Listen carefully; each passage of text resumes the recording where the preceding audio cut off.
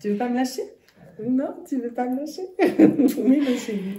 Bienvenue sur Tribune Libre, en plein câlin, Nadine Touzeau. Je suis ravie de vous accueillir. Je crois qu'on peut dire Merci.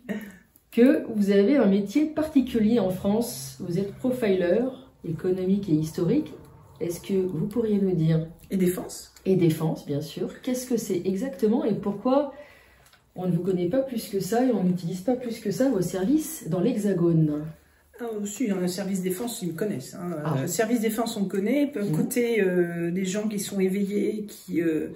déjà, j'ai fait partie d'Hold Up. Donc, en général, on se rappelle les intervenants d'Hold Up. C'est une sorte de...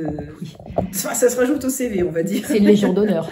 Je sais pas si c'est une légion d'honneur. En tout cas, j'apprécie beaucoup Pierre et son travail. Donc, je pense que... Attendez, je vais juste poser Oushka, parce qu'elle va nous déranger. C'est une... Oui, on me connaît quand même à ce niveau-là. Il y a beaucoup de gens, par Silvano Trotta aussi, qui est un ami et qui m'a beaucoup soutenu, avec qui on a fait beaucoup de vidéos. Donc, je suis quand même relativement connue. Alors, peut-être pas autant connue que certaines personnes, parce qu'il y a une guerre d'ego chez les lanceurs d'alerte, ou des gens, en tout cas, qui estiment qu'on doit, comment dire, discuter et remettre en cause et combattre ce système.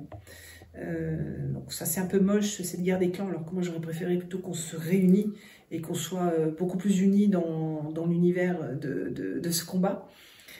Donc forcément, on ne va pas inviter certaines personnes pour x, y raison, peut-être parfois aussi parce qu'on ne comprend pas bien mon métier.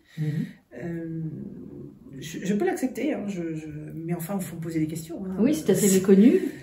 Alors, c'est méconnu parce que c'est un métier qui est plus anglo-saxon déjà, qui existe un peu partout, puisque je suis en connexion avec pas mal d'autres profilers. Justement, il y en a un aujourd'hui qui est au Sudaf, parce que c'est son anniversaire tout simplement aujourd'hui, donc ça fait des années qu'on se connaît et qu'on se côtoie et qu'on n'oublie pas les anniversaires de l'un comme de l'autre. Chacun a une approche un peu différente. C'est des métiers qui sont exercés de manière différente en fonction du profil, justement, puisque chaque profil est unique. Dans ce métier, c'est pareil. On a une approche qui est un peu différente.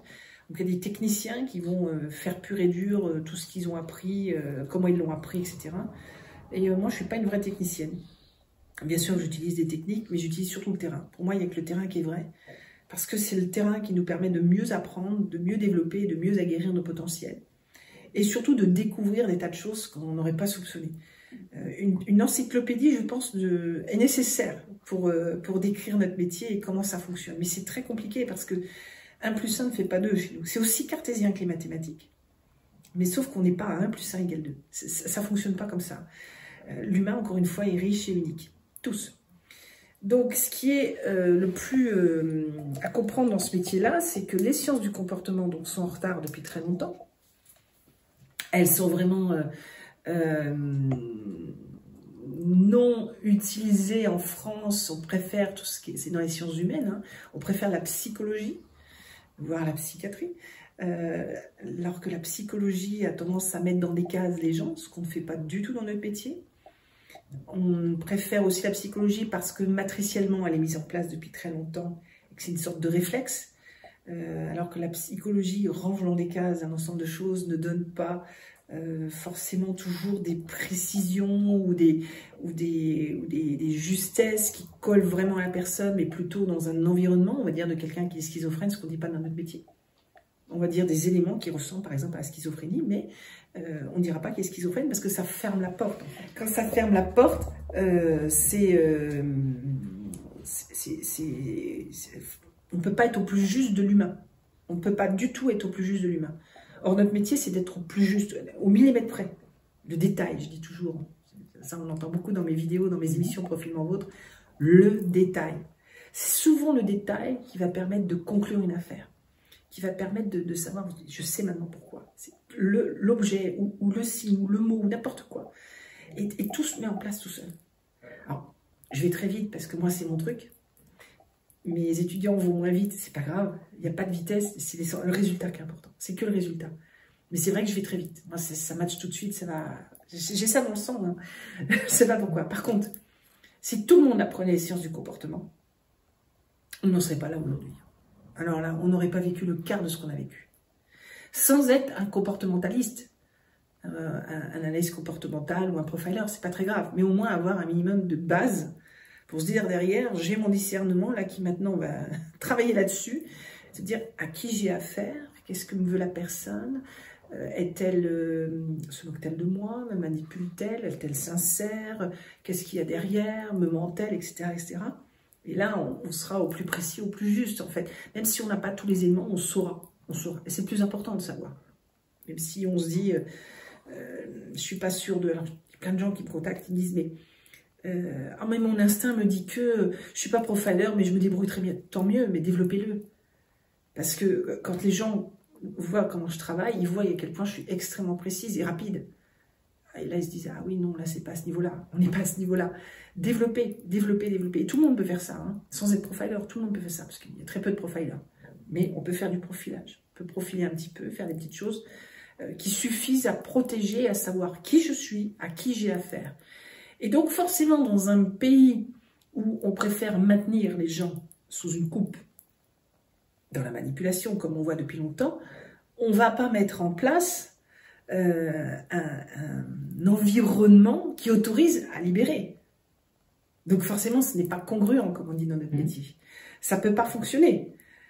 Et de la même manière, on ne va pas non plus faire travailler la personne qui risque de nous mettre à mal parce qu'on ne met pas un loup dans une bergerie. Sachant que je ne suis pas un loup, mais vous voyez ce que je veux dire. L'idée derrière, c'est de se dire... D'ailleurs, en fait, on le voit, et surtout depuis 3 ans, mais ça fait des années que ça existe, hein, ça fait des années. Clairement, l'environnement préfère travailler dans le copinage, la cooptation, du politiquement correct, c'est-à-dire tu dis ce que je te dis de faire, tu fais ce que je te dis de faire, et ainsi de suite, et tu ne cherches pas plus loin, plutôt que d'avoir quelqu'un qui va être capable de remettre en cause les choses, ou de dire derrière, mais là, moi, je ne travaille pas avec un tel, parce que c'est un corrompu. Ah non, non, non, mais c'est un de nos potes, corrompu ou pas, Nadine, tu es obligée. Non, je ne suis pas obligée, parce que je suis libre. Mais c'est un peu ça, le système. C'est un peu comme ça que ça fonctionne. Donc, forcément, on ne va pas mettre une personne qui décèle les profils en un claquement de doigts dans un environnement où on sait qu'il y a plein de clients. Quand on dit des clients dans la défense, ça veut dire que c'est des gens potentiellement qui ne sont pas très bons. C'est logique, mathématiquement. Et on préfère assister les gens par des médicaments ou des rangées dans des cases, plutôt que de les libérer et de leur faire comprendre qu'ils sont uniques et qu'ils n'ont pas à être rangés dans une case. Et c'est ça qu'on n'apprend pas aux gens, c'est de leur dire « vous êtes unique ». Et en plus, vous pouvez être encore plus unique en travaillant sur vous. C'est tout le contraire qu'on leur apprend. Il faut qu'ils comprennent qu'ils peuvent l'apprendre, ils peuvent le découvrir, mais aussi le travailler et qu'il n'est pas trop tard. Est-ce que votre milieu familial vous a donné quelques clés au départ? Sûrement. Sûrement parce que j'avais un père, enfin il est toujours vivant heureusement, très dur. Alors déjà, qui a aussi une casquette défense, un officier parachutiste commando béret noir, qui a travaillé dans des unités proches de De Gaulle, il connaissait très bien le général De Gaulle, et d'autres présidents par la suite, et qui a fait partie de ceux qui ont démissionné le 11 mai 1981 quand Mitterrand est arrivé au pouvoir, en bloc. Ils sont tous démissionnés en bloc. Des unités d'élite qui n'existent probablement plus aujourd'hui. Et j'ai toujours été quelqu'un de discret, de secret. Je ne parle pas. Je suis quelqu'un je reste dans mon coin, je fais ma vie, même si je fais mes émissions, tout ça, et je suis au courant de beaucoup de choses, mais c'est des choses que je ne mets pas en avant. Je n'ai pas envie, puis j'estime que je n'ai pas à le faire. Je dis ce que j'ai besoin de dire, et quand c'est le moment de le dire. Donc il y a un petit peu de ça du côté de mon père. Les sciences du comportement, personne ne fait ça hein, dans la famille. Ils étaient tous dans des univers commerciaux et plutôt masculins. Mon père est un ancien du poids lourd négociant, hein, pas transporteur. 2 frères sont dans le même milieu, donc rien à voir. Je me suis faite toute seule. Hein. J'ai appris toute seule, j'ai pris beaucoup de coups, je me suis débrouillée toute seule. Je dois rien à personne. Par contre, dans l'autre sens, il y a une liste qui est assez longue. Donc, est-ce que ça a influencé forcément, quelque part, sur certains éléments que je n'ai pas envie de dire non plus publiquement. Mais oui, il y a quelque chose qui est passé par là, forcément. D'accord. Vous avez étudié le cas, il y a un certain nombre d'années, le cas Emmanuel Macron. Ah bah oui. Et avant même 2017, vous m'avez dit. 2016, bah, je crois qu'il était ou ministre ou il se présentait aux élections, en effet, oui. Et vous aviez déjà repéré des choses, est-ce que vous pourriez nous dire comment? Alors, j'ai fait des profilages pour l'émission, pour la télévision BTLV, de plusieurs hommes politiques. BTLV, c'est Bob Belanca, un ex de Fun Radio, qui a créé ça. C'est une chaîne télé pas très connue qui est payante. Et j'en ai fait pas mal à l'époque. J'ai fait pas mal d'émissions jusqu'à il y a quelques années, je sais pas, notamment sur des profilages de candidats, et juste avant les élections du reste. Et comme j'ai été très inquiétée qu'on en voulait à ma peau, qu'on a fait une fausse affaire sur mon dos en 2013, l'affaire d'Agen, qu'on m'a... parce que je dérange pour ce que je suis, hein, parce que tout est faux, bien sûr. Et c'est le même process qu'aujourd'hui, c'est pas nouveau, hein, parce qu'on prend un nom, on invente une histoire dans la presse, c'est la même chose qui m'est arrivée, sans possibilité de me défendre. D'ailleurs, si je voulais faire appel, j'ai reçu un gentil coup de fil me rappelant que j'avais 2 beaux enfants, méthode des GSI. Donc j'ai fait une petite vidéo qui s'appelle mon droit de réponse, l'affaire d'Agen, parce que j'ai même pas eu le droit au droit de réponse, alors que j'ai respecté les procédures et que légalement ils devaient me laisser mon droit de réponse, mais ils ne l'ont pas fait. Donc, ce que les gens découvrent depuis 3 ans existe depuis très longtemps, et je fais partie de ces gens qui ont été attaqués. Alors évidemment, il y a toujours des petits esprits qui croient en la presse, encore une fois, même sur ces affaires-là, sans se rendre compte que finalement, non, je n'ai rien fait de tout ça, il n'y a pas de preuves, je n'ai même pas fait l'objet d'une garde à vue ou d'une enquête. Par contre, moi, j'ai constitué mon dossier que j'ai disséminé un peu partout, au cas où il me toucherait moi et mes enfants. C'était très clair. J'ai fait ça, donc quand Hold Up est sorti, évidemment, ils ont remis une couche, et j'ai fait cette fameuse vidéo de droit de réponse, 1 heure après, il n'y avait plus rien à fait. C'est pour dire que vraiment, les journalistes, des journaleux, quoi, disons des journaleux. Il y en a sûrement des miens quelque part, qui commencent peut-être un petit peu à se réveiller, mais on a du mal à le croire dans les mainstream. Donc, du coup, je me suis écartée du sujet. Emmanuel Macron, oui. Emmanuel Macron, je ne pouvais rien dire, en fait. Comme j'ai fait ces émissions-là, je marchais sur des œufs.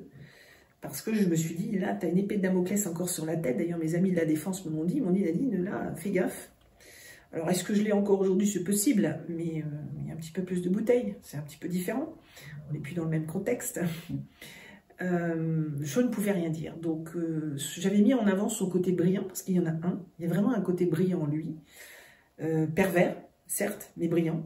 Il a un esprit analytique aiguisé lui aussi. Alors, pas du tout humain. Et je pense qu'à l'époque, c'était encore un humain. Aujourd'hui, je pense, moi, depuis la lanterne, pour moi, ça a switché. C'est l'affaire de la lanterne.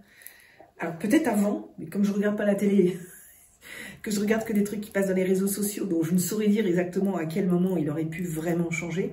Mais pour moi, la lanterne, c'était très clair. Qu'est-ce que l'affaire de la lanterne? C'est quand il a dit qu'il avait le Covid, et il s'était enfermé à la lanterne, donc à Versailles, là, et il a fait une vidéo en pull. Là, j'ai vu tout de suite que c'était plus lui. Pour moi, c'était plus lui du tout. C'était son faciès et tout, mais pas le même. Et d'ailleurs, on voit, il y a beaucoup de visages différents de Macron. Donc très clairement, je me suis en effet penchée sur le sujet, et je me suis dit, je peux rien dire, quoi. En plus, la presse, tout, je pouvais rien dire. Donc je marchais sur des œufs. Sans être vraiment hypocrite, mais j'essayais de ne pas mettre en avant ce que je savais vraiment de ce potentiel-là. Et je savais qu'on allait vers un grand danger. Vous aviez prévu avant la vidéo de ce psychiatre italien qui a beaucoup circulé? Je l'ai vu après. Je l'ai vu après mon propre interview, et elle est très bien. Oui, elle est on m'a souvent de mon avis. Je dis, ben, moi, j'ai rien à rajouter. Enfin, si, j'ai des choses à rajouter, mais en tout cas, il y a déjà tout ce qu'il faut. Oui, bien sûr, c'était parfait. Mais je ne l'ai pas validé publiquement, encore une fois à l'époque. Je ne pouvais pas. C'était délicat. Pour moi et mes enfants, je faisais attention quand même. Malgré tout, j'avais déjà disséminé les preuves partout. j'avais quand même pas envie. Puis j'avais pas, j'étais toujours dans cette protection de mes enfants. Parce que c'est quand Hold Up est sorti, que j'ai passé un coup de fil à mes enfants, je dis, bon écoutez, je suis encore attaquée. Et je dis, là, j'ai l'intention de me défendre. Et de concert, tous les deux, on dit, maman, il serait peut-être temps que tu te défendes. Que tu arrêtes, qu'il te marche sur les pieds. Il serait temps. Alors, c'est là que j'ai divulgué une preuve. J'ai tout balancé, tous mes amis de la défense qui ne connaissaient pas l'affaire sur le fond et la forme, si, le côté médiatique. J'ai été victime d'un avocat plus que véreux et je lis quelques éléments dans cette vidéo qui m'a attaqué. C'est un avocat qui m'a attaqué. C'est le meilleur ami du client chez qui je travaillais. Hein. Mais donc son fils est mort dans des conditions très louches et ne s'est pas suicidé et il n'y a aucune preuve de suicide. C'est très clair. Déjà, rien que le dossier en question, quand je l'ai pris en main, fait par les gendarmes, ils ont mis que son fils est mort. Les conclusions, c'est hypothèse suicide. T'es un parent, tu supportes hypothèse, toi? C'est juste pas possible. Donc, ça veut bien dire ce que ça veut dire. C'est que soit on leur a dit que c'était un suicide et donc ils ont mis hypothèse, soit on leur a empêché de faire leur enquête ou d'une manière ou d'une autre et qu'ils ont bien compris que c'était pas un suicide et ils ont mis hypothèse. Déjà, tu vois ça, c'est écrit noir sur blanc. Hein.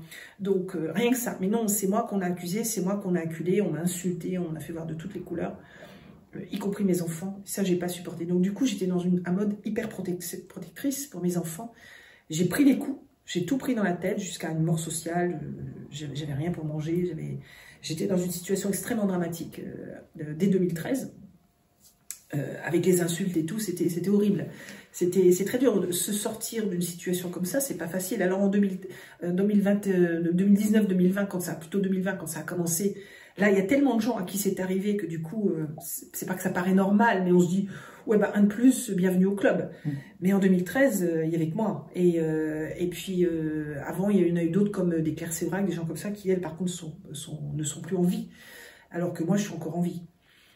C'est déjà ça. Parce qu'il y en a, ils sont même plus en vie. Hein. Et, on a vu, il y a eu beaucoup d'épuration, hein, si je puis me permettre. Donc, j'étais vraiment dans ce format, entre guillemets, de protéger mes enfants. Et c'est vraiment Hold Up qui m'a fait sortir, parce que mes enfants m'ont donné le feu vert. Ils m'ont dit, maman, vas-y, quoi, il est temps. Vous pourriez nous rappeler ce que vous aviez dit dans ce documentaire de Pierre Bernarias, Hold Up? Ah, il y a eu 2 heures d'interview, j'avais dit beaucoup de choses, j'ai fait des profils donc de candidats, ce qui a fait rire beaucoup de gens parce que je ne voyais pas, je ne regardais pas la télé. Enfin, je ne regarde toujours pas, mais je veux dire, à part quelques films et documentaires, c'est tout ce que je regarde. Et les gens à l'époque regardaient encore beaucoup la télé, donc étaient étonnés que je ne connaisse pas un Laurent Alexandre et je ne sais plus, Fossi, c'est des gens, ça ne me parlait pas, et on me les a fait profiler. Il y a ça, mais j'avais dit énormément de choses dans cette émission, dont par exemple, on a laissé les clés du pays dans les mains d'un homme qui n'est même pas père, qui ne sait pas ce que c'est que d'avoir des enfants, de les éduquer, de les élever, qui ne sait pas ce que c'est que de trimer pour nourrir sa famille. Et juste ça, rien que ça, parce qu'on parle du père de la nation. La plupart du temps, dans les esprits, c'est quelqu'un qui représente le père de la nation. Il n'a rien de père, ce type-là. Il est autant père que je suis curé, quoi. C'est juste pas possible. Et il sera jamais père. Ça sera jamais un père. C'est un grand enfant capricieux à qui on a mis un état dans les mains pour le remercier de tout ce qu'il a donné de sa vie et de son corps, en même qu'à Ultra, et en toutes les sévices qu'il a pu subir, d'agression, et j'irai pas plus loin dans la vidéo, mais vous voyez très bien ce que je veux dire, dès tout petit. Donc selon vous, il peut même pas être un bon beau-père? Encore moins. Il est bon en rien humainement. Il va juste être aimant, généreux et bon envers les personnes qu'il a vraiment dans le cœur, mais il faut qu'il lui apporte quand même pas mal de choses. Il est beaucoup dans le matériel. Donc c'est pas de l'amour gratuit. Ça, il sait pas faire. Et il en a rien à foutre des gens. Il a été amputé sur le plan affectif? Je pense qu'il a été maltraité enfant, qui émotionnellement a été difficile pour le gérer. Parce que moi, ce que je lui ai vu dans les photos de petit garçon, c'était un mignon petit garçon. Et ça devait être quelqu'un de vraiment gentil et en effet relativement brillant. Il était, je pense, destiné à une belle voix. Maintenant, qui est le père? Donc, quelle voix? Le ténor de la finance, oui, pour s'enrichir. Lui et les siens, oui, ah ça oui. Mais pour détruire un pays, il est aussi le ténor. Parce que là, le pays est à genoux. Hein. Donc maintenant, on n'a plus qu'à tout reconstruire. on s'est tout fait manger, on n'a plus rien. Il y a des gens qui disent « Oh non, mais la France, ça va encore ». Excusez-moi, il y a des pays d'Afrique noire qui sont nettement mieux qu'en France, hein, en termes de PIB, d'économie, de tout ce que l'on veut, même de qualité de vie. Il faut se réveiller là un petit peu, il faut se réveiller, il faut arrêter de dormir et de se leurrer. Il est selon vous instrumentalisé ou il a instrumentalisé les autres à son service? C'est lui qui est instrumentalisé sans se rendre compte qu'il est vraiment instrumentalisé parce que c'est un donnant-donnant. On te donne le pouvoir et on te donne ce que tu veux derrière, mais à condition que tu fasses pour nous ce qu'il faut. C'est comme ça que ça fonctionne. Et ça, c'est depuis qu'il a été mis au pouvoir. Déjà, même dans les banques. C'est on te place là et tu vas jumper et on te fera jumper pour te remercier de tout ce que tu as donné pour nous. C'est un jeu gagnant-gagnant. C'est ça, pour lui. Pour lui. Hein. Pour lui et les siens. Ses maîtres. C'est pas lui qui dirige le pays, c'est le vieux à côté de lui. Mais d'autres. Le vieux Bernard Arnault. Le vieux, c'est celui qui se prétend s'appeler Brigitte. Ah, d'accord. Oui, je comprends. Et dont vous avez fait l'analyse précise. Oui. Donc vous émettez des doutes sérieux sur son identité? Oui. D'accord. Bon, on est très nombreux. Hein. Oui, c'est même un secret de polichinelle. Mais c'est vrai qu'en 2016, j'avais dit que c'était un homme. Et, on m'a pas cru, on m'a envoyé bouler. C'était un peu tôt pour le faire admettre, peut-être? Je pense, oui, c'est possible. Il y a aussi d'autres choses. C'est qu'est-ce qu'on est capable d'entendre et à quel moment? C'est jusqu'où on peut entendre. Regardez aujourd'hui, quand on regarde les affaires Evras et Ensens, il y a beaucoup de gens qui ne sont pas capables d'entendre qu'on veut intégrer la sexualité sur les tout-petits. Et les gens se disent, c'est normal, on apprend la sexualité. Oui, ok, à faire une fellation, à se masturber à 3 ans. Les gens confondent ça avec la tolérance, soi-disant? Je pense qu'ils ne se penchent pas assez sur le sujet, parce que métro, boulot, dodo, parce que tout est fait pour qu'ils n'aient pas le temps de s'occuper de la famille. Or, aujourd'hui, l'idéal, c'est de retirer les enfants des écoles quand on voit ce genre de choses. Je préfère gagner moins d'argent, mais être à la maison, m'occuper de mes enfants, parce que mes enfants, c'est important et c'est l'avenir. Et si tout le monde faisait ça, il n'y aurait plus personne dans les écoles, on serait peinard. Il n'y aurait plus d'Ensens et il n'y aurait plus d'Evras. Il n'y aurait plus de contrôle sur nos enfants. Exactement. Et on n'aurait pas des enfants qui sont maltraités, qui vont avoir des pathologies émotionnelles très lourdes et très graves. C'est irréversible selon les pédopsychiatres. Ça peut être irréversible. Ça peut être irréversible. Je ne pense pas sur tous les profils, mais ça peut. Mais c'est un peu, on fait un parallèle sur ces enfants. J'ai eu à étudier ça à une époque sur les vols les vols, oui, on peut appeler ça comme ça, enfin les kidnappings des femmes yézidis et de leurs enfants au niveau de Daesh. J'ai travaillé sur ces dossiers-là et on me demandait, on me posait plein de questions en fait sur des vidéos qu'on récupérait et on me disait on fait quoi des enfants qui sont nés dans les camps Daesh ou qui étaient tout petits quand ils sont arrivés et qu'on a vu, ils utilisaient des armes, ils lisaient le Coran, ils étaient en allégeance devant la religion coranique. Bref, tout le temps, ils répétaient qu'il fallait tuer des impurs, de tout ce qu'on veut, qu'on voyait bien ces vidéos de ces enfants-là. Et on posait la question, on en fait quoi? Des enfants qui devaient avoir 6-7 ans quand ils revenaient chez les Yézidis. Et moi, je leur ai dit, ce sont des bombes à retardement. Donc maintenant, il faut checker ce qu'on peut faire de l'enfant ou pas. Qu'est-ce qu'on en fait? Mais comme ce sont des bombes en retardement, vous savez ce qu'il reste à faire. Et c'est très grave. C'est que l'enfant, les cerveaux, c'est des éponges. Donc on en fait ce qu'on en veut. Et il n'est pas prêt à entendre certaines choses. Il n'est pas prêt à jouer à la guerre. Regardez, justement, les télévisions et les jeux vidéo, c'est que des trucs de guerriers. Mais c'est du n'importe quoi. Donc maintenant, on va leur mettre des trucs sexuels sur le dos, alors que la sexualité n'est même pas développée chez eux. Ils ne savent même pas ce que c'est. On ne leur laisse pas se découvrir par eux-mêmes. Ils ne sont pas stupides. On n'a pas été, nous, des imbéciles pour savoir comment découvrir la sexualité. Alors, bon, moi, je ne suis peut-être pas un bon cas, puisque je l'ai dit publiquement, j'ai été agressée enfant sexuellement et adulte aussi. Donc, je ne suis peut-être pas un bon exemple, ça c'est clair. Mais globalement, les gens découvrent la sexualité de façon plutôt naturelle. quand c'est le moment, etc., etc., mais elles laissons faire la nature. C'est quoi cette idée-là de dire on va leur apprendre à... Mais il n'y a pas d'autre chose à apprendre à des enfants, je ne sais pas, on peut leur apprendre la spiritualité, on peut leur apprendre leur connexion avec leur âme, on peut leur apprendre à faire de la poterie, on peut leur apprendre à faire plus de sport, on peut leur apprendre à mieux lire, on peut leur apprendre à mieux écrire, on peut leur apprendre à aimer la nature, à faire des potagers, etc. La liste est longue. Non, on focus sur la sexualité. Ah ben oui, alors il faut se poser la question. Donc, on analyse et on revient à la source. Mais pourquoi on fait ça? Eh bien, regardez quel est le pays. La France est quand même nommée Pédolande. Et la Belgique n'est pas loin, hein, parce qu'il faut voir ce qui se passe en Belgique. Et vrai, c'est dramatique. C'est pour dépénaliser la pédocriminalité Bien sûr.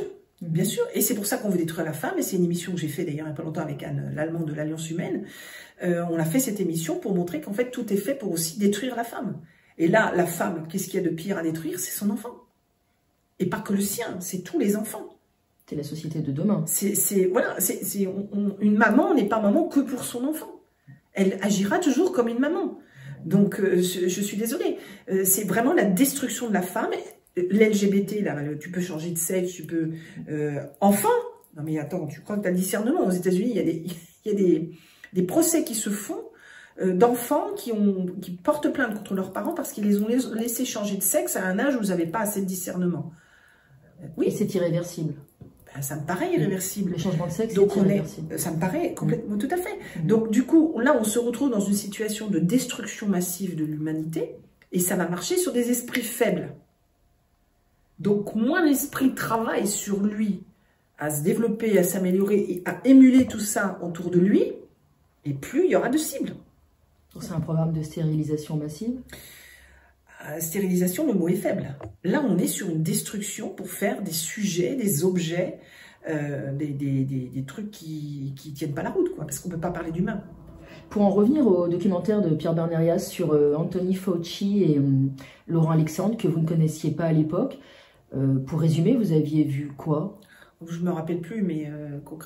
dans les grandes lignes? Franchement, je ne me rappelle plus. Que c'était des gens qui étaient à la solde. Ça, je me rappelle de ça, d'avoir dit qu'ils ne faisaient que suivre ce qu'on leur disait, qu'ils n'avaient pas du tout de discernement ou d'intelligence, qu'ils étaient... c'était des espèces de bourreaux, des robots qui fonctionnaient dans un système, et je répète bêtement, quoi. Des robots, oui, j'ai pas d'autres robots. Après, je ne me rappelle plus exactement. Et en plus, ce sont des profils qui ne m'intéressent pas, moi. C'est ce que j'avais dit, hein, je me rappelle... C'était après 2 ans d'interview, je regarde la photo, je dis, mais vous n'avez pas autre chose à me donner comme profil? Je ne me rappelle plus comment je l'ai dit. Ça fait rire tout le monde, mais c'est vrai, c'est fatigant de travailler sur des profils creux. Il n'y a pas grand-chose à dire, c'est creux. Il n'y a pas de matière. Je préfère travailler sur des profils où il y a de la matière, où on sent des intelligences, on sent des tas de particularités, des tas de choses. Tu dis, là, il y a de l'humain, quoi, derrière. Ça, c'est plat. C'est des gens qui nous gouvernent qui sont plats. Pourquoi? On est obligé de prendre ce type de profil. Sinon, comment voulez-vous qu'ils appliquent autant de bêtises? C'est des gens comme nous qui avons des intelligences. On ne pourrait jamais appliquer, mais même pas un dixième de ce qu'ils proposent d'appliquer en termes de stupidité. Est-ce que Anthony Fauci, c'est pas l'intelligence au service du mal? Intelligence? Il n'y a pas une incongruence entre intelligence et service du mal? Eh ben, une forme d'expertise, même si elle est... Expertise? Dans son domaine? C'est ce qu'il croit, oui. Non, c'est juste, je suis le mal, point barre. Je suis quelqu'un qui n'aime pas faire le bien. Je crois peut-être faire le bien, et encore, j'en suis pas sûre, parce qu'il ne sait pas ce que ça veut dire, bien ou mal. Que ce soit Alexandre, Fauci, Macron, tous ces gens-là ne savent pas ce que c'est. Ils sont lobotomisés à suivre un processus. Et pour eux, c'est dans des croyances, des idéologies, que c'est ce qu'il faut faire, parce que c'est comme ça que ça doit marcher, et ça va marcher comme ça. Et ça, c'est des choses qui ont toujours un laps de temps très court dans la durée. Hein. Ça ne dure jamais, ces trucs-là. Ça ne dure jamais. Ça ne peut pas durer. Parce que, à un moment donné, c'est le loup qui se mange, ça fait de la consanguinité, en gros. Et ça ne prend plus. Donc, c'est ce qui se passe, là. Hein. C'est ce qui est en train de se passer. Est-ce qu'on peut invoquer ici la notion de QE, c'est-à-dire le quotient émotionnel, ou ça Il n'y en a pas chez eux. Il n'y en a pas chez eux. Donc pour vous, il n'y a pas d'intelligence sans quotient émotionnel? Alors, il y a des milliers d'intelligences qui sont regroupées en familles. Par exemple, Howard Gardner les a regroupées en 9, puis 8,5, puis 8 familles. J'invite à regarder, il y a tout ce qu'il faut sur Internet. J'ai moi-même créé une de mes théories scientifiques, la 9e, qui est sur l'intelligence virtuelle. Donc, ce sont des familles qui regroupent des éléments pour expliquer quel type d'intelligence ce sont. Donc, ils ont forcément des intelligences. Personne n'est dénué d'intelligence. Personne n'est bête, dans le sens propre du terme. Simplement, derrière, ça correspond à quel type d'intelligence. C'est ça qu'il faut comprendre dans notre métier. Et ces gens-là n'ont pas d'intelligence qui sont liées à l'humain. Ils n'en ont pas. Ils sont très, par exemple, dans l'esprit analytique, logico-mathématico, éventuellement spatial, ces genres de choses-là. Ils sont plus techniques, je dirais, mais pas dans la partie émotionnelle. Ils peuvent avoir certaines émotions positives pour des gens, encore une fois, qu'ils apprécient, comme je disais tout à l'heure par rapport à Macron. Mais dans un intérêt commun. Il y a quelque chose, c'est pas de l'amour pur en soi, c'est pas de l'amour dans le sens propre du terme, c'est je te donne ce que j'ai envie de te donner. Pardon, j'ai souvent le hoquet. Ça se voit dans beaucoup de mes vidéos, j'en suis navrée, mais il y a des médecins depuis des années qui cherchent à comprendre pourquoi. Donc j'ai souvent le hoquet, c'est pas, j'ai pas vu. Hein. Je le confirme. Et donc c'est vraiment ce côté de faire une totale abstraction, c'est tu m'achètes une Porsche, je t'aime. Voilà, c'est ça en fait. Donc on ne peut pas rationaliser avec des gens qui sont humains comme nous. On ne peut pas comparer ou calquer par rapport à des gens comme nous. Donc c'est quelque chose qui est très difficile à comprendre. Justement, le profilage autorise à dire, bon, qu'est-ce qu'on a en face, comment on le fait en face, et on s'en fout de nous. On doit être dans la neutralité, le zéro jugement de valeur. C'est très important pour exercer ce métier. Si on fait abstraction de nous, donc qui on a en face de nous. Et ces personnes-là, je sais qu'il y a beaucoup de gens qui disent c'est pas normal, ils n'ont pas d'émotion. À un moment donné, il n'y a pas quelque chose qui leur permet de dire qu'ils font du mal et tout. Non, cherchez pas. Pourquoi vous cherchez en eux quelque chose qui est en vous? Vous, c'est vous, eux, c'est eux. Faut arrêter ce genre d'amalgame, de comparaison, de chercher des explications pour noyer le poisson. Non, on ouvre les yeux, c'est comme ça et point barre.